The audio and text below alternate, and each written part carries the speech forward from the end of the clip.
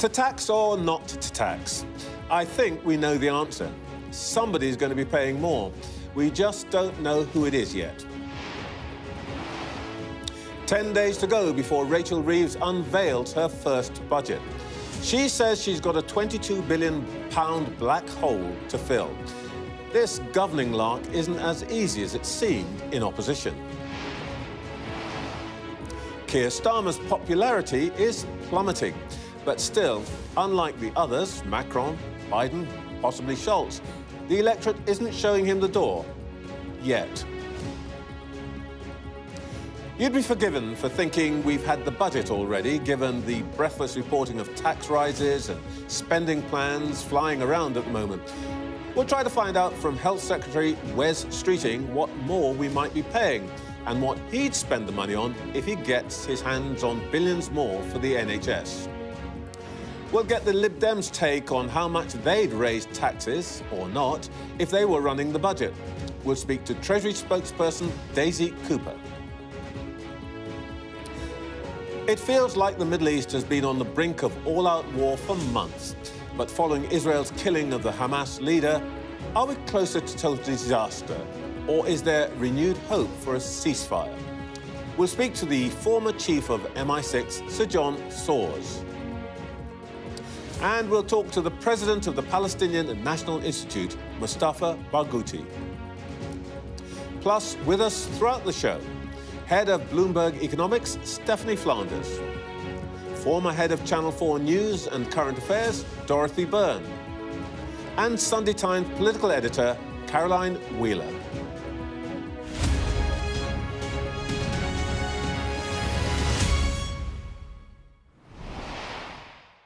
Welcome to Sunday Morning with Trevor Phillips. To borrow a phrase from one of the most popular TV sitcoms of all time, this is the one with Rachel's budget. Not the fashionista Rachel Green out of Friends, of course, but Rachel Reeves. It's no laughing matter for the Chancellor. She hasn't made it easy for herself by promising no rises in taxes on working people, income tax, national insurance, VAT, which together account for 3/4 of the government's revenue. Add to that the Prime Minister's pledge to protect the health service, and we may soon be hearing a lot of another 90s phrase inspired by Friends, the Rachel cut.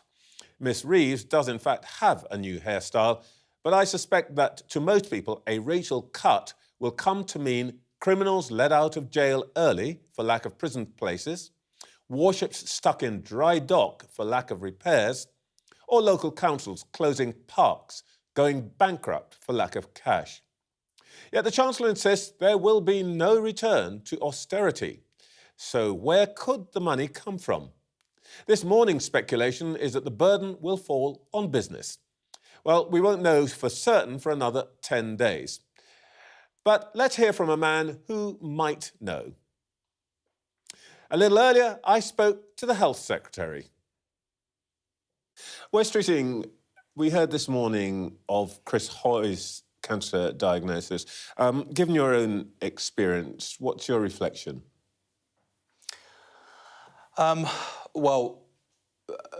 Firstly, I mean, he's such an inspirational guy, and I thought that was particularly true in the way that he's talked about his terminal cancer diagnosis today. I think to have, 2 to 4 years potentially left to live, and yet to maintain that optimism and positivity that has characterised his life and career, I think is actually remarkable. I also feel, and I've felt this for the last few years, since my own brush with kidney cancer, very lucky, because with cancer, it can go one of two ways. You know, you can survive and thrive, and we've got much better cancer treatment now than we've ever had available. But then in cases like Chris's, you've got a terminal diagnosis and a life-ending diagnosis and prognosis, and that I'm just in awe, actually, of just how he's kind of dealing with that, because I'm not sure how I would react in the same situation. Well, of course, it's we hear a lot more about it. For example, the King is living with cancer, with his treatment. What would you say, I guess, to anybody who themselves may be experiencing that? I mean, firstly, timing is everything with cancer. It's really important if you have symptoms that you go and get checked, because faster diagnosis means faster access to treatment, which means potentially life-saving outcomes versus the alternative of putting it off. Cancer doesn't have to be a death sentence in this country anymore. We've got better treatment available, but those outcomes are largely determined on how quickly the NHS can get to you. So it's really important that people come forward. And, you know, regardless of the state of the NHS, and it really is in a truly awful state at the moment, don't let that put you off going to seek care and treatment if you need it. Let's move on then to talk about the NHS in a moment. But of course, the big story of the next few days is going to be the Chancellor and her budget. She says she'll have to fill a £22 billion black hole in day-to-day government spending. And some people are saying it's as high as 40 billion. What's the truth? Well, I mean, it is true that we have walked in both to an enormous black hole that needs to be plugged, and also, when you look ahead to the coming year, there are inevitably a whole series of pressures that need to be met, and that's before you've put a single penny into the things that you want to do as a new government. And the challenge that the Chancellor's got, and it's not just the Chancellor's, this is a team effort, is there isn't a single part of government or the public sector at the moment where there aren't real crises. I mean, the NHS one is very visible, but you look at the state of our prisons, you look at crumbling school buildings, you look at creaking transport infrastructure. Right across the board, there are any number of things they could do, and we can't fix 14 years in one budget. So this is a process of priorities, choices and trade-offs, and that's what she's having to weigh up. Well, you're in a special situation here, aren't you? Because, well, number one, you spend pretty much more money than any other member of the Cabinet. And just to give viewers a sense of the scale here, the NHS alone is spending £1 million every 3 minutes. So I'm going to keep I'm keeping a clock on this interview, see how much money we get through while we're talking. But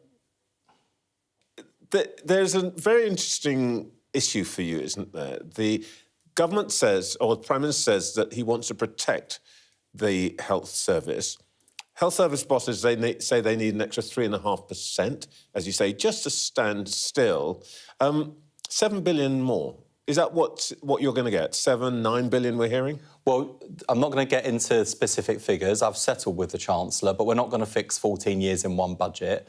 You've done the deal with her. Yeah, the important thing for us is that, yes, we grip the crisis in front of us today, but we also make the right decisions now for the long term, and particularly with that totaliser we saw running on the screen. I'm conscious, and have been since opposition, that every penny that goes into the NHS, especially at the moment where money is tight, both in people's pockets and across government, is a penny that could have been spent on tackling child poverty, on public transport or support for disabled people. Like, there's a whole number of things that we could do, and that's why our focus isn't just on investment in the NHS, but reform, because we've got to improve the productivity of the system, we've got to get more bang for the buck, and crucially, improve patient outcomes, which are in a pretty shocking state. I want to come to all of that, but I just want to ask you something about the politics of this, first of all. Let me show you the pattern of spending by major department over the last few years.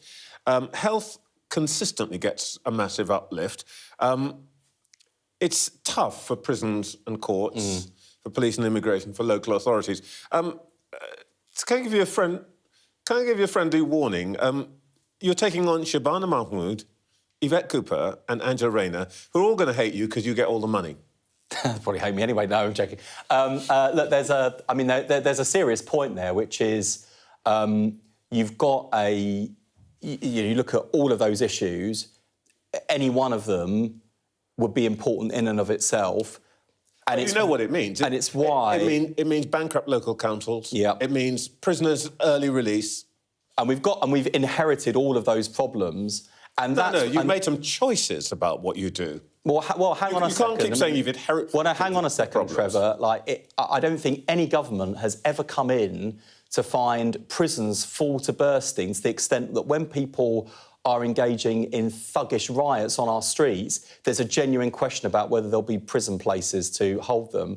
I don't think any government has come in with a scale of crumbling state infrastructure, from hospital buildings to schools to prisons to transport infrastructure. OK, so you're going to be... there is a real challenge. You're going to be raising your hand for more money for Shabana Mahmood, then? Well, look, what we are doing as a team is trying to balance the risks, choices and trade-offs, and that's what this budget will be about, is fixing the foundation so we can go to a better future. And it's why, by the way, though, and this is why I bang the drum so hard for reform in opposition and now in government, because I know that unless we start to bend the curve of cost pressures and demand on the NHS, which is why you need health service reform and public health reform, we will continue to be in this situation where money that is going into the NHS because of that burgeoning demand comes at the expense of either money in people's pockets or other public services that desperately need investment. I want to come on to, actually, that whole issue of money. But actually, since you've raised the issue of reform, what is the reform? I mean, what's the big reform? I mean, it can't just be we're all going to get a watch, is it? That's not profound there reform, are three fundamental shifts in the way the NHS works. A shift out of hospital into the community, better primary care, community care, care in people's Everybody homes. says that. Every government says that. Hang on, let me finish the point. A shift from analogue to digital, making sure that we're not just benefiting from, but driving the life sciences and medtech revolution in this country. And a shift from treating sickness to preventing it in the first place. And that is why tomorrow, myself and the Prime Minister are going to be launching the biggest national conversation in the history of the NHS to put together the 10-year plan, but we've also wasted no time in cracking on with reform already. So in terms of reducing waiting lists, for example, not only am I ramping up the number of appointments being delivered in the NHS, but I'm also reforming the way we do it to make it more productive so that we can get through waiting lists faster what's the reform? and in a more productive way. What's the reform? Nobody wants a conversation with you and the Prime Minister. They want a conversation with their GP, and they want it faster than 6 weeks. What is a reform that is going to deliver that change? Well, for example, I was, just saying about what the reform looks like. Take waiting lists. We have got in some hospitals techniques to bust through waiting lists in a much more productive way. I mean, one London hospital doing as many procedures on a single Saturday as they would normally do in the entire working week. That is more productive. It is better use of taxpayers' money, and it gets people seen faster. And in a matter of days, we're going to be sending crack teams of clinicians into hospitals with the high, not just high waiting lists, but high levels of economic unemployment, so people who are off work, off sick, because that is how you get waiting lists down, but also not just get people back to health, but get people back to work. You've got the doctors on side for more working at weekends, then? Well, look, I mean, the fact that we came in, and again, within a matter of weeks, ended strikes from junior doctors means that we're going into this winter able to face winter without having to contend with strikes at the same time. Yeah, that's because you gave them a load of money. As Aaron Bevan said at the start of the NHS, you stuffed the doctors' mouths with gold. But what did you get in return? Have they agreed to new working patterns? Yeah, I mean, it's already happening in a small number of hospitals, but we want to see it happening more broadly. Like, don't underestimate. Don't underestimate. BMA has agreed, is it? Don't underestimate. The BMA has agreed that they're going to work more in the evenings Let and me finish weekends. the point. Don't underestimate the extent to which NHS staff are sick and tired of seeing the state of the NHS and the poor outcomes of patients, and are ready to put their shoulders to the wheel with a reforming Labour government. You're not telling me that the BMA has agreed? I don't think the BMA have criticised that policy. I've not seen them criticise that policy. OK, all right. So we'll check and see if they think it's OK for them to be doing extra NHS staff want to get waiting lists down faster. They care about their patients. What they've had to contend with for 14 years is a government that's tied their hands behind their back. But look, in the last, just to recap, in the last few months, we have ended the junior doctor strike, put the money in to employ 1,000 more GPs onto the front line. We've already legislated to ban the targeting of junk food at children. In a matter of days, we're going to be sending crack teams of clinicians into hospitals to improve productivity. We're going to have our elective recovery plan that will get NHS waiting lists down faster. A budget that will help us to fix the foundations of the NHS. We've done that in just 3 months. Some of the changes, but let's just return to the amount of money that the NHS is soaking up. And I've got to say that even you yourself said, actually, that it's going to take a large chunk of money just to stand still to deal with the winter crisis. And the fact is that the Darzi report that you launched a month ago said something very interesting. The NHS was swallowing more money to deliver less. Since 2019, funds had gone up, staff numbers up by 17%, but the number of surgeons, some number of operations being done by surgeons, down 12%. Any doctors and nurses seeing 18% fewer patients. What is it that you are going to do to stop us throwing good money after bad?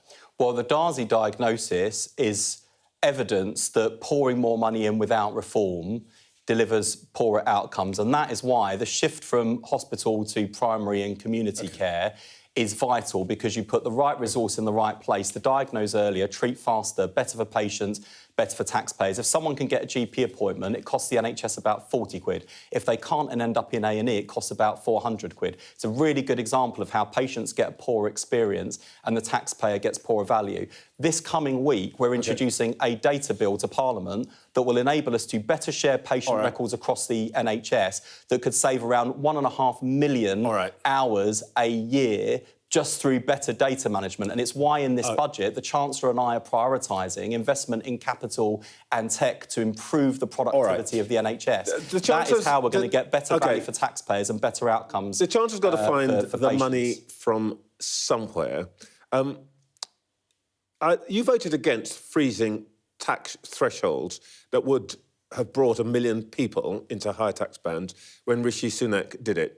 Presumably, if Rachel Reeves proposes that next week, you'll be voting against it. Well, I'm not going to speculate on what the Chancellor might do in the budget, because I'm not asking you. I'm asking you. We're days away. It's her budget. I'm asking you whether you would vote against. If you're asking me, am I going to vote against anything in the Chancellor's budget? The answer is no. Of course, I'm not going to do that. And I don't know. You've got me at a disadvantage here, because I genuinely don't know what the Chancellor does on the money-raising side of the budget. All I know is where the money's going in my little corner of the universe in the NHS. Let me give you a chance to suck up to the Chancellor. Here's what she said. Oh, I've already done that in the budget process. I've read all this stuff about sending letters and having meetings. There can never be enough sucking up to the Chancellor. Let me show you what the Chancellor said about the whole issue of freezing tax thresholds. Your leader called it a stealth tax. And Rachel Reeves said, government's picking the pockets of ordinary working people. So why don't you tell me that you think, as the Chancellor did, that this would be a really terrible idea? Well, what I can tell you ahead of the budget is that this country is paying a heavy price for Conservative failure, and we're going to have to make some big and difficult choices in this budget to make sure we fix the foundations of the economy and we don't end up back here. The Chancellor and the whole government are going to have to make difficult and big choices in this budget to stabilise and fix the foundations of our country so we can build a better future. And what we're not going to do is duck the difficult decisions, have government by gimmick, short-term sticking plasters, because that is exactly how we've ended up in this situation. Despite the fact you think it's a bad idea, you're not ruling it out as you have with rises in income tax, VAT, there are a whole load of choices that we will have to make that we would have preferred not to. But if we don't make the choices now, we will end up paying a much heavier price for failure in the long term, and we're not prepared to do that. We're going to make the right long-term decisions for the country.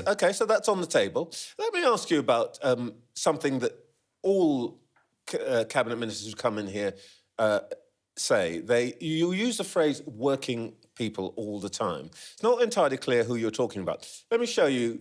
There are 5 different ways that working people seem to be defined, including 2 or 3 from Chancellor, Prime Minister, and you yourself. And then there's the legal definition. Let me just see if we can get something clear. does your definition of working people include the 4.2 million self-employed individuals who pay national insurance on their earnings? Well, of course, self-employed people are working people. And look, but when I'm thinking about these sorts of choices, and to pick my own quote, which I think is a very good one, obviously, when I'm thinking about this budget and its consequences, I'm actually not thinking about people on my salary or your salary, even though we're both at work, we're working people. I'm thinking about people like my mum, who's a cleaner, or my dad, who's a car salesman, people who are on lower or middle income, who get towards the end of the month and find they've got more month left than they have money. I'm not worried about me, I'm not worried about you, but I am worried about people who are struggling to make ends meet at the moment. Why is it then that in the legislation that you're going to introduce tomorrow on workers' rights, you don't redefine workers to include the self-employed? Because currently, workers does not include the self-employed.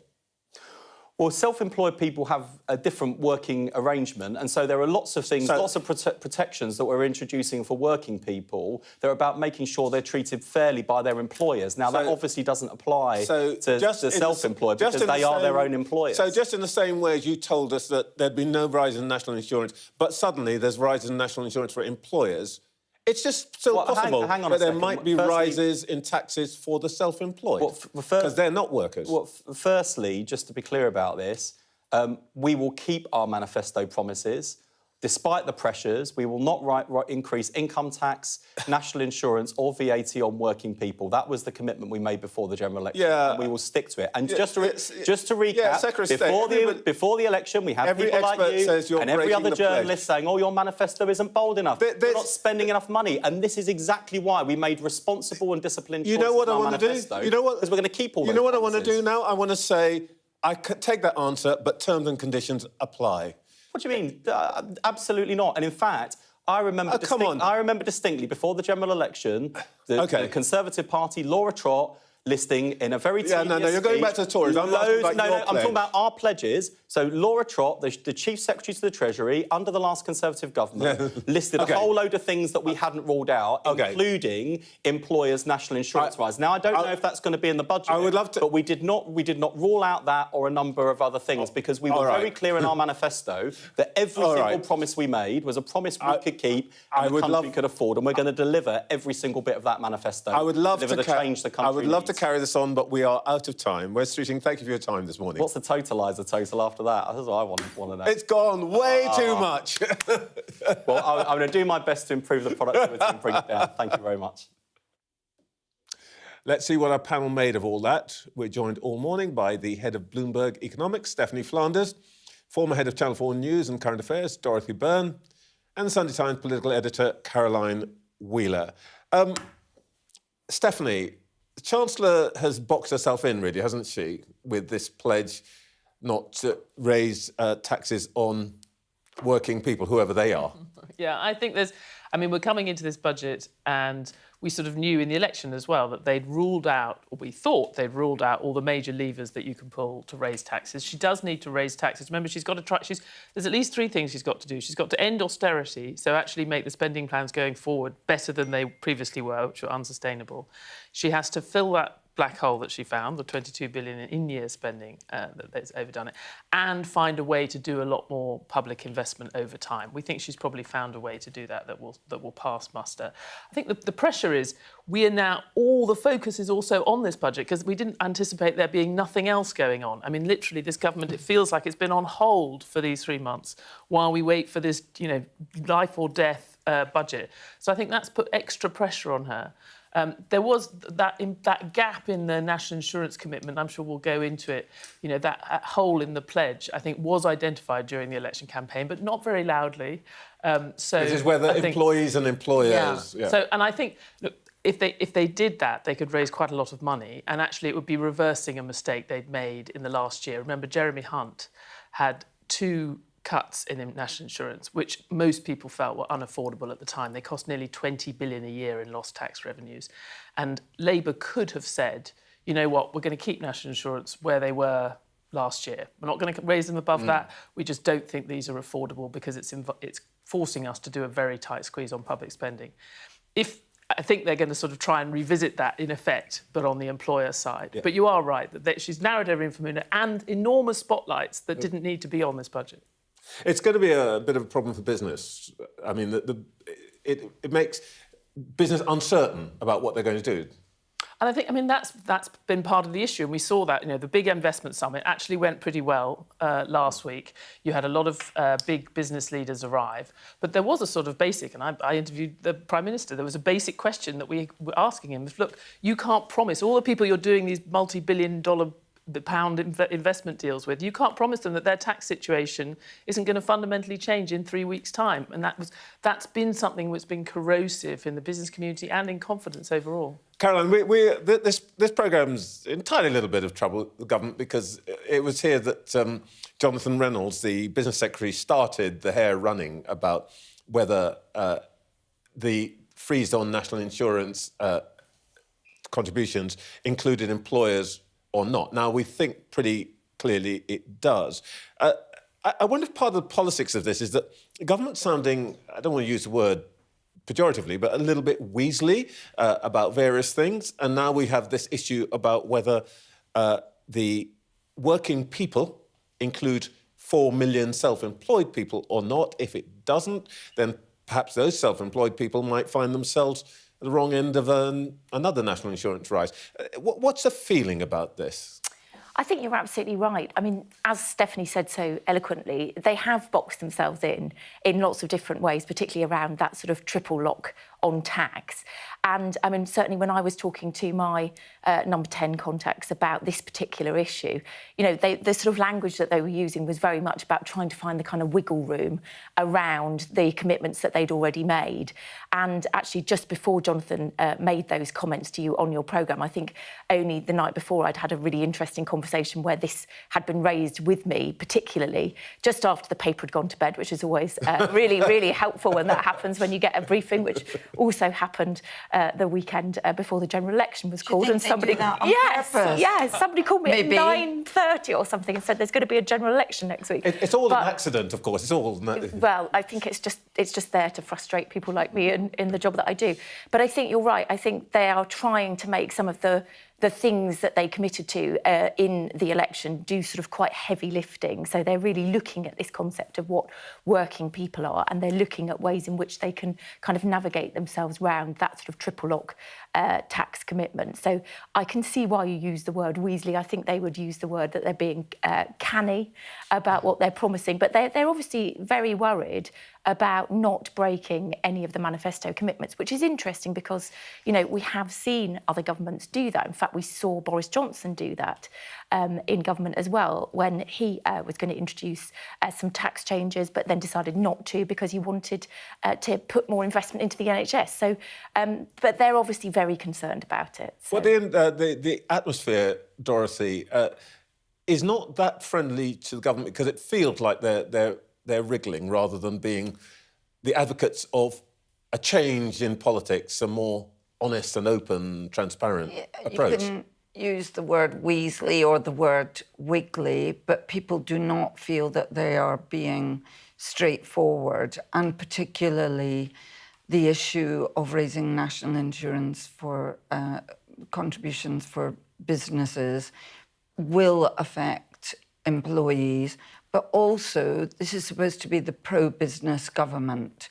So perhaps they won't do it, because one of the things I feel as a voter is they're just trying out different ideas all the time in this 3 months they've given themselves. So they try out an idea and they see how much people react against it. So possibly they won't do that and will just do it on pension contributions.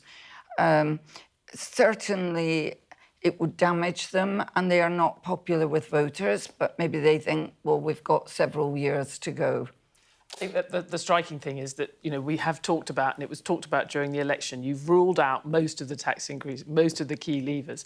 And the truth is, in order to raise the kinds of money that they're talking about, they were always going to have to pull one of those big levers. And it's just a question of how transparent it is. And I think you're probably right that, one of the ways you can raise anything to do with national insurance are just much bigger numbers than the sort of slightly more popular things like capital gains tax and inheritance tax. You have to do a lot to those taxes to raise a lot because they don't contribute that much to the overall tax take.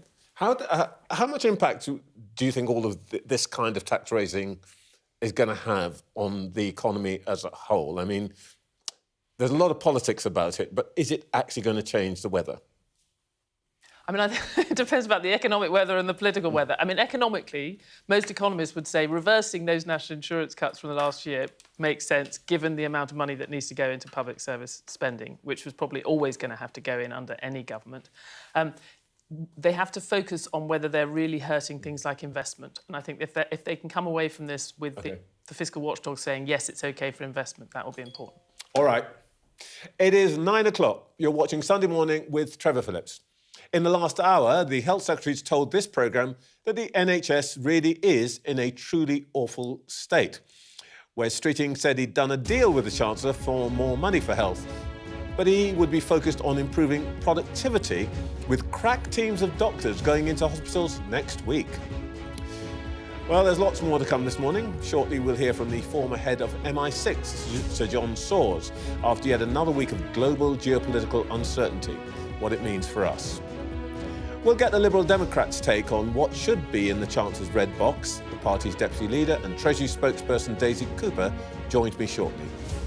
Then we'll discuss the short and long-term significance of the killing of the Hamas leader with Mustafa Barghouti, the president of the Palestinian National Institute. War in Ukraine, tension in the Taiwan Strait, growing conflict in the Middle East, all with the backdrop of a possible Trump second term. The world feels dangerous, uncertain, with Western values under threat. Earlier this week, Israel killed the leader of Hamas and is still waiting to strike Iran. So what might we expect to happen next? And what does all of it mean for us here? I can speak now to the former chief of MI6, Sir John Sawers. Good morning, John. Yeah, good morning, Trevor. The Israeli Defense Force claims that the killing of Hamas's leader Yahya Sinwar was more or less an accident. He happened to be in the wrong place at the wrong time. Do you believe that?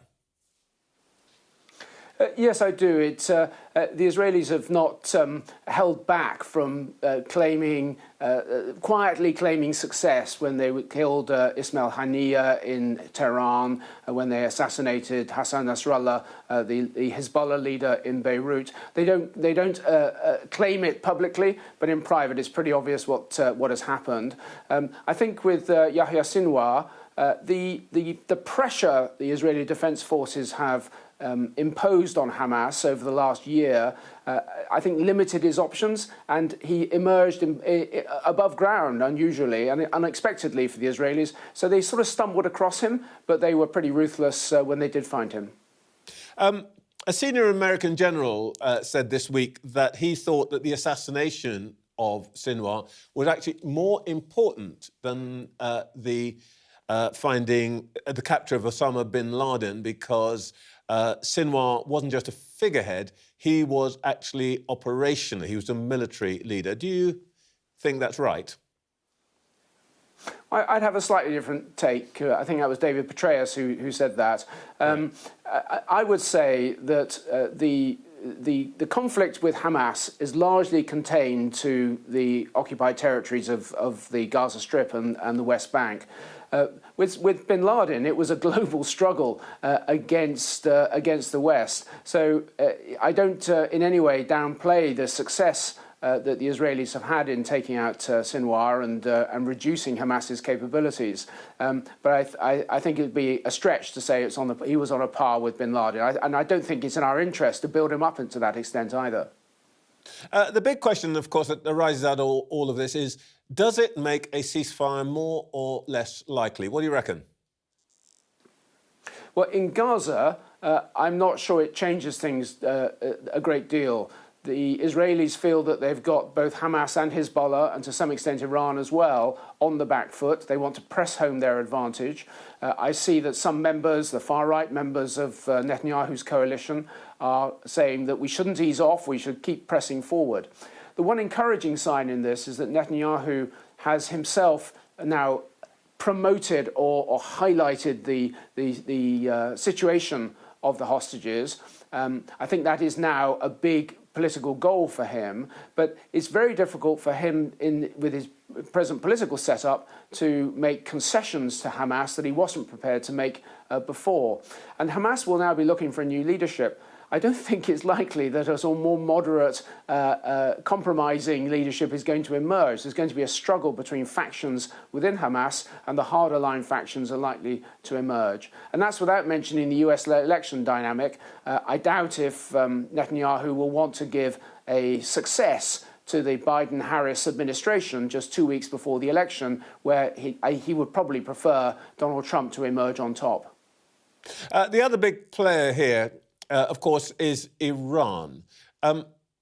Thus far, they have been not quite neutral. I mean, they've obviously been active. But what do you think is going through the minds in Tehran right now? Well, I think the Iranians were taken by surprise by the Hamas assault of 7 October last year. They had obviously built up Hamas to be able to do this sort of thing, but there was very little coordination, it seems, with Tehran. They've tried to keep out of a wider conflagration.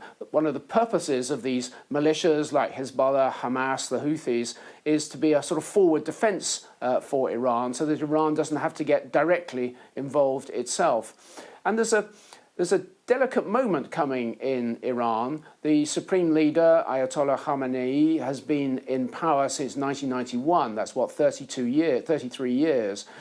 He's elderly, he's got prostate cancer. They are having to prepare for a transition.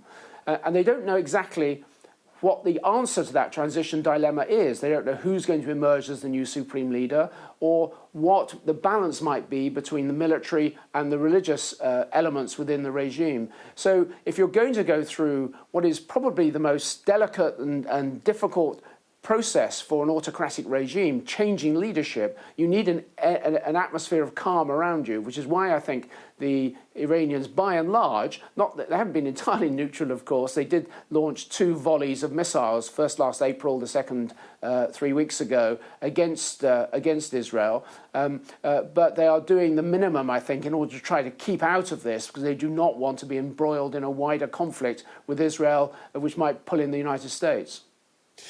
I'm sure that you would actually know for certain what the answer to this question is in your old job, but if you had to guess, what do you think the Israelis are going to do, and more importantly, when are they going to do it?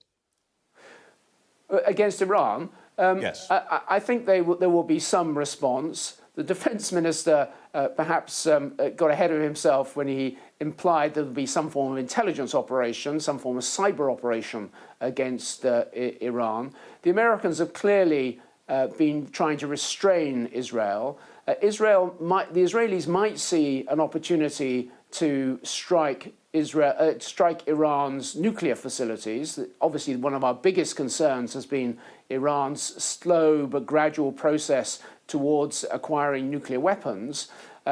But in order to strike these nuclear facilities, which are deep underground, under meters of concrete, they need the weaponry that only the United States can supply. So I think what we will see is some form of cyber attack against the nuclear facilities, possibly coupled with missile strikes against military facilities, but leaving a major strike, a major kinetic strike against either nuclear or oil facilities on one side, not pursuing that route. While I've got you here, John, let me draw on your expertise in another arena, and that's China. Foreign Secretary's there right now. What do you think his visit can hope to achieve? Well, I think what this new government is looking for is to strike a balance. We've been talking for several years about finding areas where we can cooperate with China, where we can compete with China, and where we challenge and stand up to China. That nobody defines exactly what is in each basket.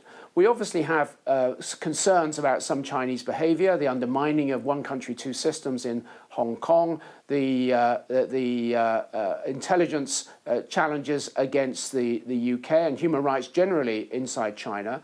But the Labour government has set as its big goal economic growth. And you can't achieve economic growth without some engagement with the world's second biggest economy. So I think David Lammy is looking to find a balance here and looking to find a way forward. We're not going to have another golden era like George Osborne and David Cameron tried to pursue 10 or 12 years ago. That is off the table. But some form of pragmatic cooperation with China. Take electric vehicles, for example. We're very keen on pursuing an energy transition here in this country. And if we want to do that, we need more consumers to buy electric vehicles. Well, Chinese electric vehicles are much cheaper, maybe half the cost of most of the EVs on sale in the UK and European markets. Now, the United States and the European Union have both taken out tariffs against Chinese EVs. Question is, what does the UK do? So if you were advising him briefly, you tell him to shut up about Jimmy Lai, the imprisoned dissident, and get on with some trade negotiations. Well, I think he will. We know David Lammy. He will raise human rights issues, I'm sure. But I think he will look, as I say, to find some form of. It won't so much be trade negotiations, but he will be looking for a trade and investment arrangement with China, which feeds into the Keir Starmer government's main goal, which is to revive economic growth here in Britain. I think that'll be the underlying purpose of what David Lammy is trying to do. One last point. Your sort of equivalent at MI5 now said this week that we face serious threats here at home, 3/4 of them probably from Islamist extremists and a quarter from far right. Do you think that's right? And if so, what should we be doing? Well, I'm sure Ken McCullum is right, because he wouldn't have said it if it wasn't right. So I think we are still facing a serious challenge from terrorism here, both Islamic terrorism and far-right terrorism. And we're also facing problems of being stirred up by the Russians through their organised crime networks here in the UK. The Islamic terrorism may actually get a further boost, if that's the right word, from the events in the Middle East. The frustrations that we'll be seeing because of the lack of movement on the Palestinian question, because of the violence people are witnessing every day. And it could be that Hezbollah and Hamas, the new leaderships there, are focused so much on violence that they become not just terrorist organisations designated by Western countries and aimed against Israel, but they could revert back to international terrorism, including here in the UK. So I think MI5, the police, the other intelligence agencies like my former one, MI6, they need to be very much on their toes to watch out for a further rise in Islamic terrorism. I'm absolutely confident that they are exactly doing that. Sir John Sawyers, thank you very much for your time this morning. Thank you, Trevor. Back to our panel, Stephanie Flanders, Dorothy Byrne, Caroline Wheeler. Dorothy, do you think that the event of this week, particularly the killing of Yahya Sinwar, makes a ceasefire, as John Sawyers seemed to be applying, less likely now? I think so long as the US is arming Israel, this war is not going to come to an end. Certainly, Netanyahu is not going to move towards some sort of peaceful solution until we have the result of the US elections. As he was just saying, they would prefer it if Trump got in, so why do anything to help Biden and Harris? And they still talk of total victory, and Hamas still talk of total victory. You have two groups who talk about total victory. They both can't have total victory. And I know that people are saying perhaps somebody better will come along post-Sinwar, but already he is being treated as a heroic martyr, and people are still saying total victory or martyrdom, and they do not care about the people of Gaza. And as we have seen, the Israeli government does not care about the people of Gaza. I agree. I do think we need to emphasise also that the both sides issue. So in order to have a ceasefire, which is what has always been true, is that both sides have to want a ceasefire. Now, Sinwar definitely didn't want a ceasefire, and that was kind of tying the hands of the negotiators and the leadership, the sort of political leadership of Hamas in Qatar, who were potentially more in favour. But you also have on the Israeli side, you have a prime minister who is absolutely desperate to stay in power because he's facing those corruption probes, which he's due to testify at the beginning of December on the current schedule, unless there is a very wide-scale war which allows him to have an excuse not to testify. So in order for his own preservation, he has never had a strong interest in ending this conflict. I think the US election point is also true. But if there's any sense in which he can maintain conflict, potentially on multiple fronts, but in a way that doesn't completely spin out of control, that would be his preferred way of staying in power. And so far it's worked because his poll ratings are much higher domestically now than they were 6 months ago. To anticipate the phone calls that we will get, I suspect that the Israeli government will say that that is not the case at all. They want peace and so on. But it does seem that basically all the reasonable people have no power in this situation, and all the people who have power in the situation are basically unreasonable, Caroline. I bet they complain about being called unreasonable as well. But... Yeah, I know. No, nobody cares what I say, but I think that's absolutely right. And if you think about it, there will be people in Gaza now that will want to avenge the death of Sinwar in the same way that obviously the Israeli government, quite rightly, wants to see the release of its hostages before anything further happens. And I think that it's good that they are now talking about the hostages again. It feels like we haven't been talking about them enough, and I think they're still estimating that they think there could be 60 or so still alive. I mean, I find that in some ways quite hard to believe because, there has been so much sort of attention in that very small part of Gaza looking for them and looking at the tunnels, and they've not found them. But I think, if anything at this moment, if the focus can still be on getting those people home, I think that is what the Israeli government want to focus on more than anything else at the moment. The other point which arises out of all of this is the point that Ken McCullum, the head of MI5, made this week, that all of this is coming home to us, and Soars rather emphasised that. How worried should we be, Dorothy?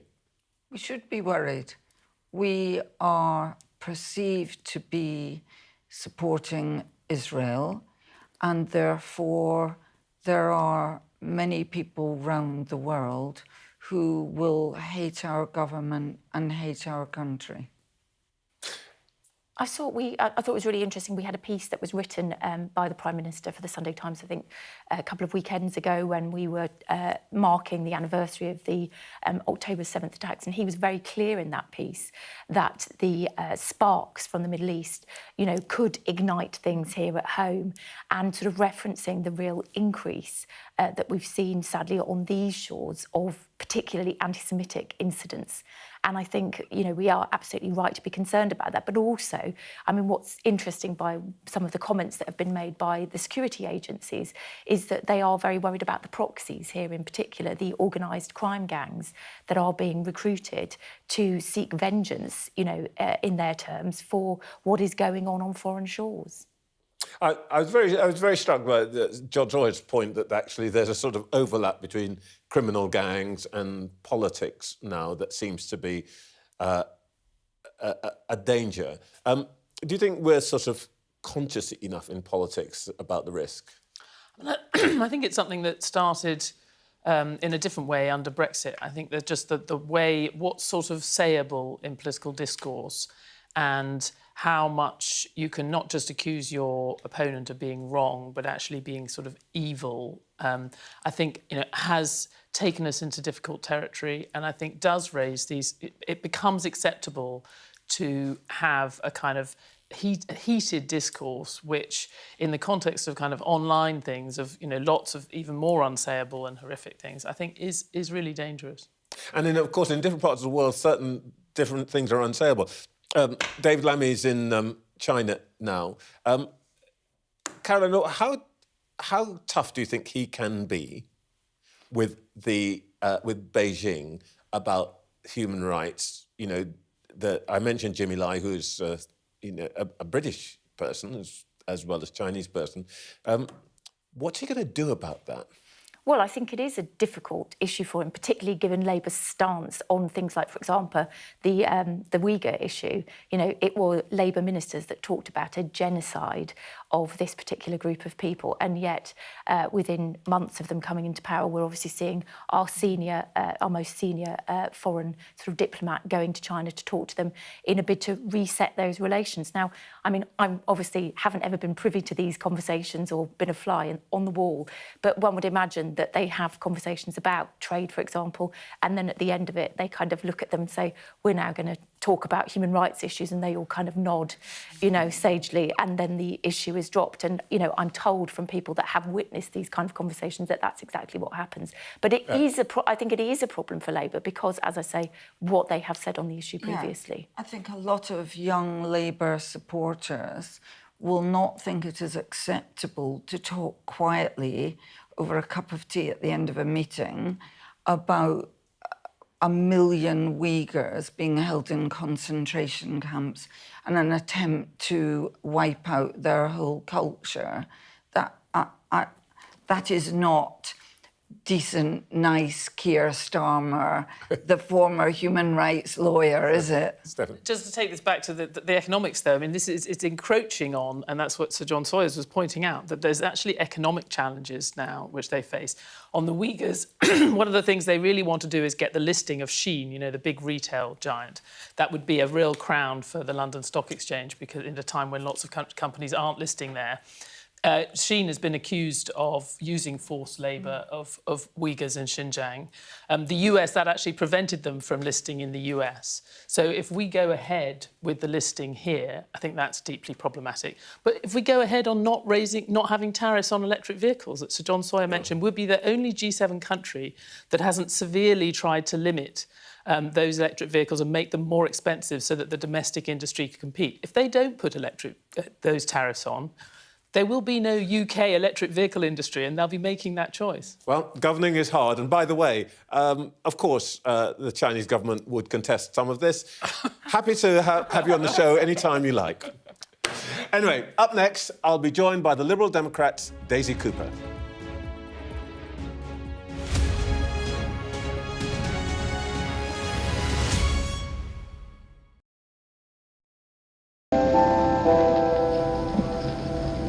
I'm Stuart Ramsey, and I'm Sky's chief correspondent.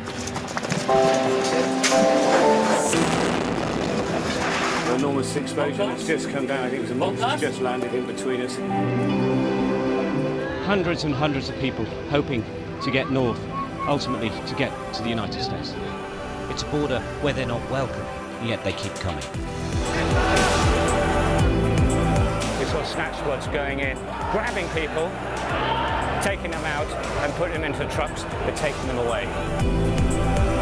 They make about 50 kilos of fentanyl a week.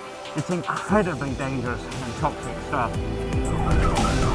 There's been an upsurge in deaths. The fighting between the gangs is getting more and more vicious. Is this now all your territory? Yeah. The battlefield is outside the barricades, which is over there. This is much more like a normal town. It's really sending a clear message that Venezuela is eager for change. We're being crushed. Free from wherever you get your news. We are in the middle of a forest, in a jungle really, and they're attempting to keep these men alive. This is real, hardcore emergency medicine. The information on this could bring down the entire network, not just in Iraq and Syria, but across the world. Sky News, the full story first. Hundreds of thousands of people have been using the beast for years to traverse Mexico, but it is really dangerous. Many people have died riding it.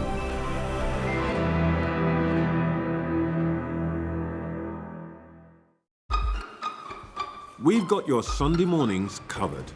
From the front page and the sounds of the streets to the voices of the people who make the major calls and big picture politics beyond Westminster. We'll put you at the heart of our story. A new start to Sunday. I'm ready. Are you? Join me, Trevor Phillips, Sunday mornings on Sky News. The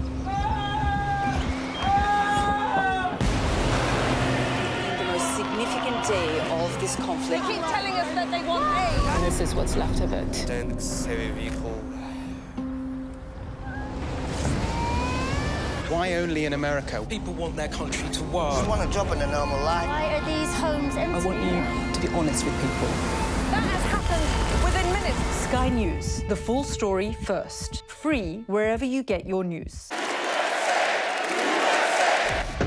I say, bring it on. With America divided and tensions running high, get ready for an election like no other. Join our teams as we follow the campaign trail as America decides. We will win, win, win. Get closer to the action this US election with full reaction and analysis. Sky News, the full story first. There's always more to the news than a headline. We want to discover, to delve a little deeper, to find out what's really going on. Explanation, analysis, the people at the heart of every story. I'm Neil Patterson, and this is the Sky News Daily Podcast. So, by the end, we'll hopefully all understand what's going on in the world just that little better. Available wherever you get your podcasts.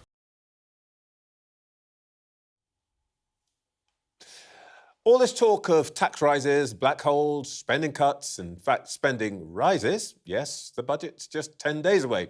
Well, we did our best to get a sense of what's going to happen from Wes Streeting earlier in the show. Not sure how successful that was, but what the Lib Dems, now a much increased force in Parliament, do if they would do if they were in charge of purse strings, and will they be opposing everything the government does? Let's find out, because I'm joined by the party's Treasury spokesperson, Daisy Cooper. First of all, do you believe Rachel Reeves's 22 billion black hole number? Well, there's absolutely no doubt at all that the Conservative government, the previous Conservative government, have left the economy an enormous mess.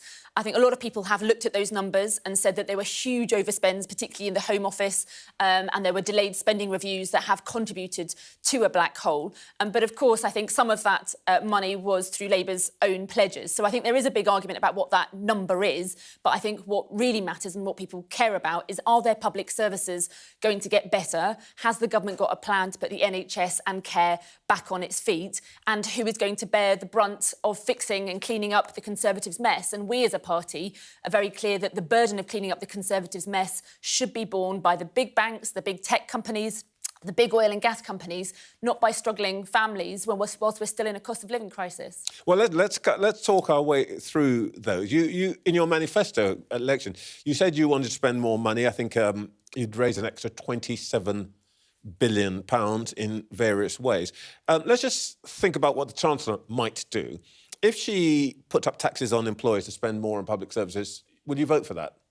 I think we are deeply uncomfortable about that proposal. One of our concerns in particular is that there are many very small care homes and small care providers around the country, and they are on the cliff edge as it stands. And if the government were to put up employer contributions, particularly for these small businesses, for these small care homes, I think we might see many of them go from a state of crisis to a state of collapse with no choice but to close their doors. So we're deeply concerned about that particular proposal and how it might hit small companies in particular. Does deeply concerned mean that you're going to go into the no lobby? Well, I think what we need to see in the budget is the cumulative impact of all of these different measures. But as it stands, the rumour as it stands is that the government intend to raise the national insurance contributions on all companies, irrespective of whether they're small or large. And we're very deeply uncomfortable about that. And I think we would probably end up having to vote no against that. OK, so if they whack the big banks but not, let's say, small and medium-sized enterprises, you'd consider it? Well, what we've said is if the government does bring forward proposals to tax the big banks properly and reverse the tax cuts they've had since 2015, we would support that.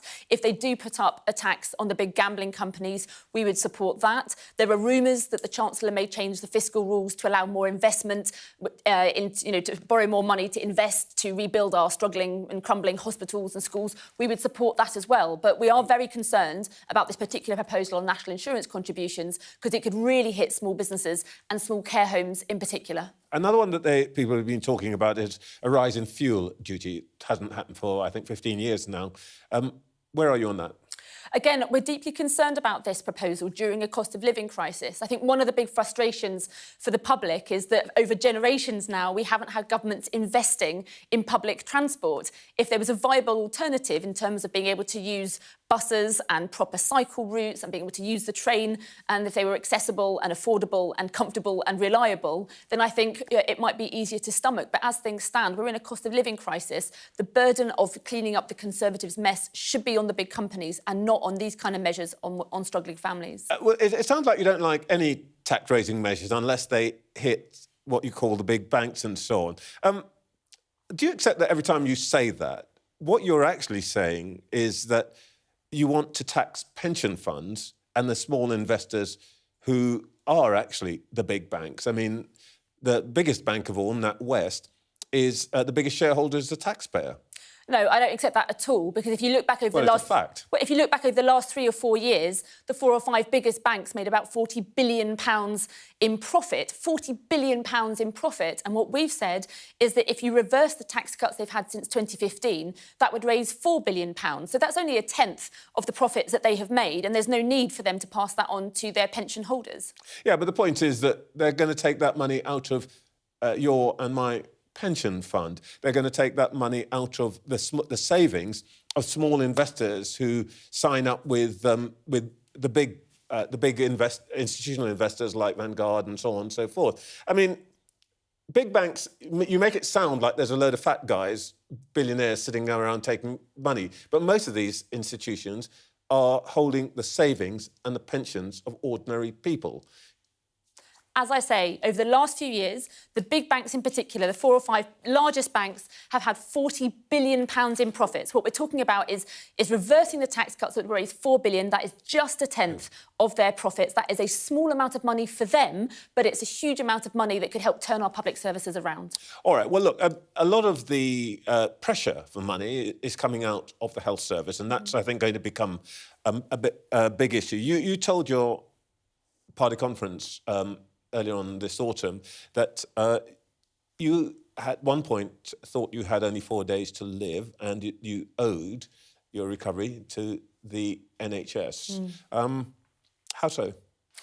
Well, I think it now turns out I probably had Crohn's disease my entire life, but in 2012, I had been very ill for some time. I had been struggling to get a diagnosis. I was suddenly in so much pain, I was rushed into A&E.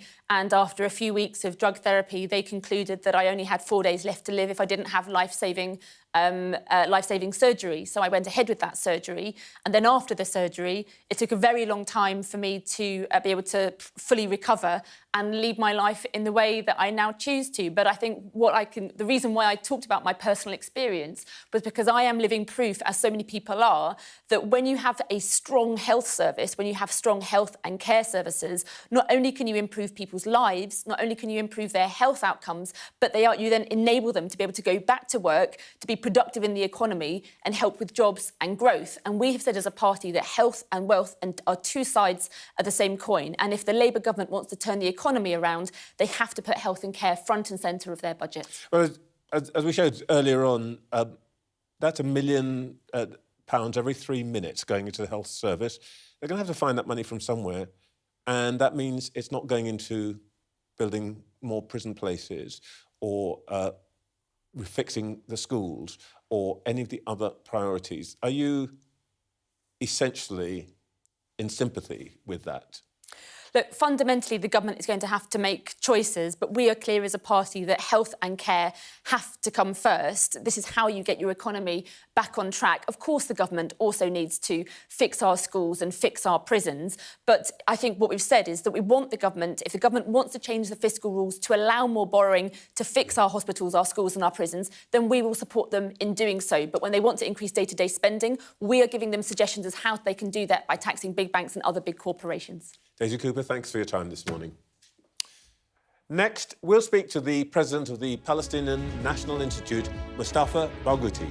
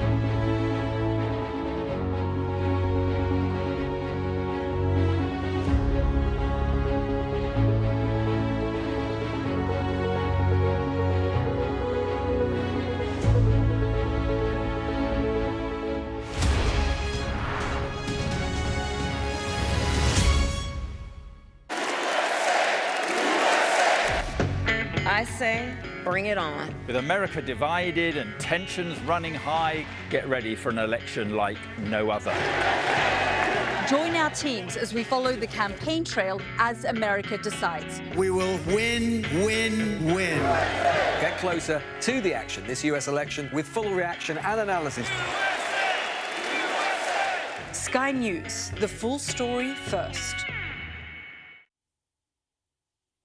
There have been more deaths in Gaza overnight following an Israeli airstrike. The Hamas-run health ministry there says as many as 73 people died, though that figure is disputed by the Israeli military, who say it is investigating. The Hamas leader, Yahya Sinwar, was killed earlier this week, and the region remains on the brink of yet more conflict, as Israel is expected to strike Iran and continue its invasion of Lebanon.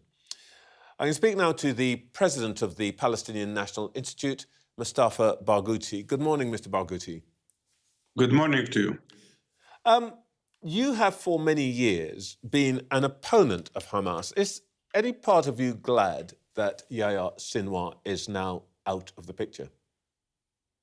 Absolutely not.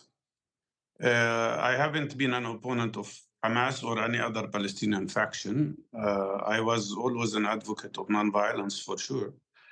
But in my opinion, the killing of Sinwar will not really help or improve the situation, because Sinwar was not the obstacle to achieving a ceasefire. The real obstacle to achieving ceasefire is Netanyahu. And Netanyahu was seeking an image of victory through killing of Sinwar. What Sinwar gave him is a completely different image, an image of failure, since Netanyahu could not find Sinwar for a whole year. And even when they killed him, they didn't know they were killing him. In my opinion, Sinwar will be perceived as a person who fought for his country and who fought for his people, and not as a terrorist, as the Israeli propaganda tries to confirm. On the other hand, the most important thing here, and you mentioned that in the beginning of your presentation, at this very moment, Israel is conducting a horrible massacre in the northern part of Gaza, where 400,000 people are besieged and starving. Can I just interrupt you for a second? Let us perhaps remember that Mr. Sinwar admitted that he was responsible for what happened in October the 7th, which can only be described as an atrocity, that Hamas is a proscribed terrorist organization, not a government. So there is not really an equivalence here.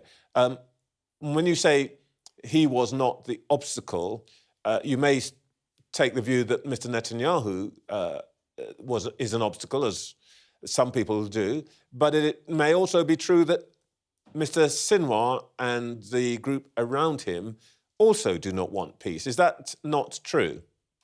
No, it's not true. Because Hamas wants a ceasefire. Why don't they just stop? Why don't they just stop shooting people? Because Netanyahu is refusing to stop fighting. Hamas agreed to the Biden proposal, who claimed that the proposal was coming from Netanyahu himself. But then Netanyahu changed his mind. And Mr. Biden was not honest enough to say that it was Netanyahu who's obstructing the deal. Hamas was ready for the deal, not only Hamas, but all Palestinian groups. And the deal would be that there will be an exchange of prisoners and all Israeli prisoners would be released and come home safe. And a certain number of Palestinian prisoners would be released. But that all should happen when there is a complete ceasefire. Netanyahu does not only want to continue the fire, he is expanding this war, as you have said, into Lebanon. And now he wants to create a huge war with Iran, hoping to drag even the United States into this war. About the 7th of October, if you allow me just to say two words. Yes, carry on. 7th of October was not a cause, it was a result. It was a result of the fact that Israel has established ethnic cleansing against Palestinians since 1948. Sinwar himself like 70% of the population of Gaza are refugees displaced from their hometowns in 1948. Can I just stop you for a second? And you keep going back to this point, and it seems to me we do have to remind ourselves that on October the 7th, 1,200 people, many of whom were at a music festival, where young people were killed brutally, and we saw that happening because the killers themselves released the pictures. I think many people will be really struck by the fact that you, who have a reputation as a moderate in Palestinian politics, seem this morning to be exonerating people who are killers, murderers, responsible for possibly the worst atrocity against Jews for 80 years. You seem to be saying, don't worry about that. Worry about the politics of Israel. Are you really saying that? Sir, you are misguiding the public by what you said. I am a person who is known to be an activist for peace. I was a negotiator at one point of time. I advocate nonviolence all my life. But I have to be honest and truthful. And in that sense, the problem with Western media, most of Western media, is that you present the situation as if the killing of an innocent Israeli civilian is a terrorist act, while the killing of 17... That's a point. I think that's a point that we're making. I'm just talking about the facts here. Look, let me finish. While the killing... let me ask you. I've given you a good chance to say your piece. But the killing of 17... You never say that the killing of 17,000 children, Palestinian children, is an act of terrorism. And that the terrorist in this case is Netanyahu and his Israeli government.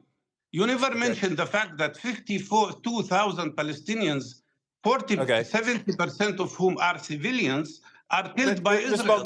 Mr. Barghouti, why do you use double I wish we had more time. You have to use one standard for both sides. Mr. Barghouti, I wish we had more time, but I can assure you we do report those matters all the time. But thank you so much for your time this morning.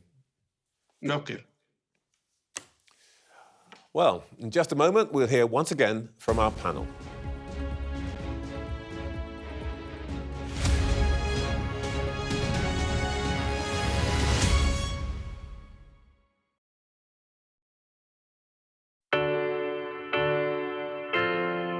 I'm Mark Stone and I'm Sky's correspondent based here in Washington, D.C.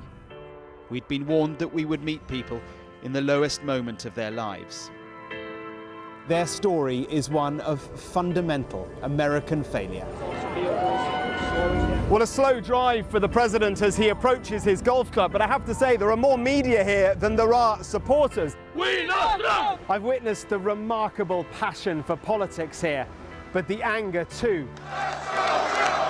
This is just the audience that Joe Biden wanted. Is this the moment to reform gun laws? You know, it's easy to go to politics. But it's important. It's at the heart of the issue. For all the talk of a toned-down, humbled Trump, yes, maybe there was just a little less rhetoric, a little less divisiveness, but in the end it was the same rhythm, the same speech, the same man.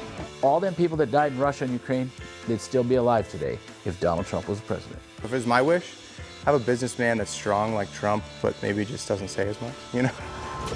We are under Israeli military restrictions in terms of some of the things that we can film, but it's important to be in there.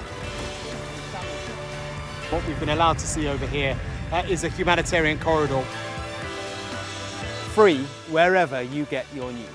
A young American medical student is making remarkable things happen. I've seen a lot of difficult things, and honestly, it breaks my heart. These children don't deserve that. I don't think there's a single Arab I know who isn't seriously disturbed by what's going on. And so they gathered for this wonder of nature. I'm very excited right now. This is an extraordinary moment beyond anything I could have expected. Sky News, get the full story first.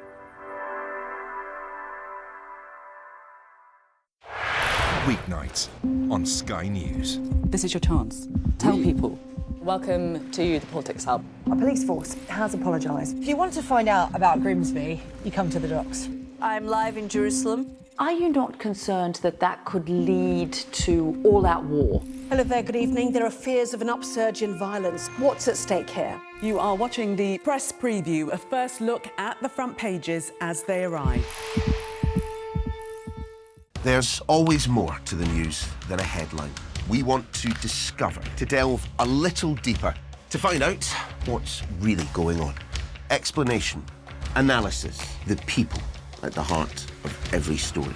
I'm Neil Patterson, and this is the Sky News Daily Podcast. So, by the end, we'll hopefully all understand what's going on in the world just that little better. Available wherever you get your podcasts. We've got your Sunday mornings covered. From the front page and the sounds of the streets to the voices of the people who make the major calls and big picture politics beyond Westminster. We'll put you at the heart of our story. A new start to Sunday. I'm ready. Are you? Join me, Trevor Phillips, Sunday mornings on Sky News. Back to our panel, Stephanie Flanders, Dorothy Byrne, Caroline Wheeler. Just briefly, I want to come back to talk about the health service in a moment, but just maybe I'm naive, but I was a bit surprised at how extraordinarily trenchant Mr. Barghouti, who's supposed to be a Palestinian moderate, was about Hamas. You know, like they'd never done anything. What, am I naive to think that? I mean, I think you're completely right that no one should be mourning Yahya Sinwar, and also to remind everyone that he was the mastermind potentially behind the October 7th massacres. But I think this is what happens to the conversation in a region where both sides have been on a path where they're unable to see the humanity and the case of the other side, and for that to become more and more entrenched by what both sides have done. And it's this. If you're talking particularly to the sort of external Western media, you know, reasonable and rational though you are, Trevor, I think that there's I'm a nice guy. You know, you tend to hear, you will hear that line from him, and you wouldn't hear that line from him if he was talking to a different audience. All right, look, let's return to the discussion we truncated earlier on, which was about how they're going to spend the money, particularly on the health service. Now, West Streeting keeps talking about reform, but it's not at all clear what reform means, because I think at some point there's going to have to be a discussion about whether the model of the health service, really, as originally conceived, 1948, is still suitable, both because of the burdens it has to bear, the population mix, and also the things it does. How far away are we from that realistic conversation, Caroline? Well, I think you're absolutely right. There's been a lot of talk about these particular 3 shifts that Wes talked to you about this morning, but we haven't actually got to the point of understanding how they're going to really address some of these really big challenges. Now, we know there's a 10-year plan in the offing. He talked about the fact that the Prime Minister is going to begin that conversation tomorrow, and we're not expecting to see any kind of more meat on the bones on that until the spring. But I think what concerns me is, I think, given that they've made the NHS such a big kind of focus of their energies and their efforts, and of course it's not long ago that there was a kind of suggestion that they weren't going to give the NHS any money because it is a black hole and the money never seems to improve the service, but that they need to come up with a kind of big bang, and I don't see it happening. You know, we were kind of expecting it to be this sort of Bank of England moment where they were going to say something really dramatic and interesting about the health service, but it hasn't happened. And of course, one of the big issues about this is you can't really solve some of the really big issues in the health service unless you look at social care. And again, we've just had a general election where none of the major parties really came up with any real alternatives. And of course, Deal Not is like over a decade ago now, and we've still not seen any action on that. And my strong fear is that we're kind of heading towards sort of almost Royal Commission territory here, where they need to build some kind of consensus, because that is the big elephant in the room. The thing is, of course, the health service could cheerfully swallow the entire tax take, couldn't it? All the politicians in this country are utterly pusillanimous about the health service. This 10-year plan will be like all the other plans. It's actually very similar to some of the other plans. They have to look at the model. We should be looking at other countries like Australia, where you do not hear in several other countries of the terrible problems that we have. But ultimately, we need to be looking at the health of our population, the fact that the food industry in this country seems to have a stranglehold on government policy. And while people still eat so badly, we will just become more and more unhealthy. And frankly, I think we have to face the fact that if we look at America, their obesity levels are levelling off because they're all taking forms of weight loss drugs. It's a terrible thing to say, but it would be better for Wes Streeting to put the money into putting overweight people onto weight loss drugs. That would help more. OK, well, let's not get too far into the Ozempic question, because, you know, I don't want to embarrass anybody. But the basic problem is that the population mix has changed. We're older, living longer and more likely to be sick and so on. The free at the point of delivery with new treatments, therapies being added all the time can't survive much longer, can it, Stephanie? I mean, it's interesting because the single-payer model, actually, if you look kind of internationally, a lot of countries would still envy that as a basic idea, because it also allowed... You've got rid of a lot of red tape. You know, remember the difference between being in the NHS and private in terms of just the amount of forms that people have to fill in and just the bureaucracy involved in that. So I think... So there is still an advantage to being a very monolithic national organisation, and you're absolutely right that you actually need to be including more in the national healthcare umbrella in some ways. It needs to be, the social care system needs to be incorporated in it. And that's something that's been sort of criminally neglected and is costing us a lot. But you're right that there's a sort of potentially they will have to find some way for certain things to be paid for. And I have to say, the other thing that it's not very popular, but they need more managers, you know, and this is one of those kind of structural things. Eek. One of the things that we have less of, we have half the share of managers in our health service than in France, which is considered to be an excellent public health service, and Germany and other places. And I think, you know, that's one of those things. I don't think Wes Streeting is ever going to say we need more managers, but if you ask anyone in the NHS, they say that's what they need. Look, the NHS is going to eat most of the money that Rachel Reeves has got to throw about, and as the signs are that actually everybody else is just going to have to cut their cloth to suit. Do you think the government can get away with, essentially, the spending plans they've got now, given the situation in the prisons, given the crumbling schools that Wes mentioned, and so on? What is the cost of keeping the NHS fed? Well, I think you're right to kind of sort of raise the point that there are always choices about where you spend this money, and obviously those departments where they don't get it, it's going to be very difficult. We understand that there's been a percentage rise in each of those departmental budgets, which basically means it stands still, and we already know that there is a crisis in our prisons. But actually, the area that concerns me most, and I understand is the area that concerns Angela Rayner most, is actually local government finance. Yeah. And actually, from my understanding, there is a real concern about councils going bankrupt, particularly because they have been forced to take out loans with very high interest rates because, like we all did with the mortgage situation after the Liz Truss budget, have been, you know, spending much more than they would normally do. And I think that's one of the areas that perhaps we haven't heard very much about, where I think there are genuine concerns within government. Dorothy, 15 seconds, what's she got to do in this budget? She has got to give more money to local authorities, prisons and courts, and they've got to overhaul the model of the health service, or it will just take all our money away, and it's actually my money. Thank you very much. I am the taxpayer. Thank you very much, all you taxpayers. That's it for this week's show. You can watch Sophie 7 o'clock every night this week. I'll be back next Sunday at 08:30.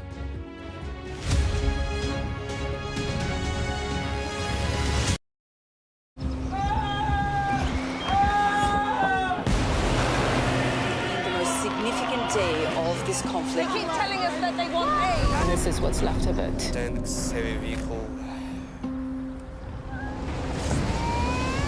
Why only in America? People want their country to work. Just want a job in a normal life. Why are these homes empty? I want you to be honest with people. That has happened within minutes. Sky News, the full story first. Free wherever you get your news. I say, bring it on. With America divided and tensions running high, get ready for an election like no other. Join our teams as we follow the campaign trail as America decides. We will win, win, win. Get closer to the action this US election with full reaction and analysis.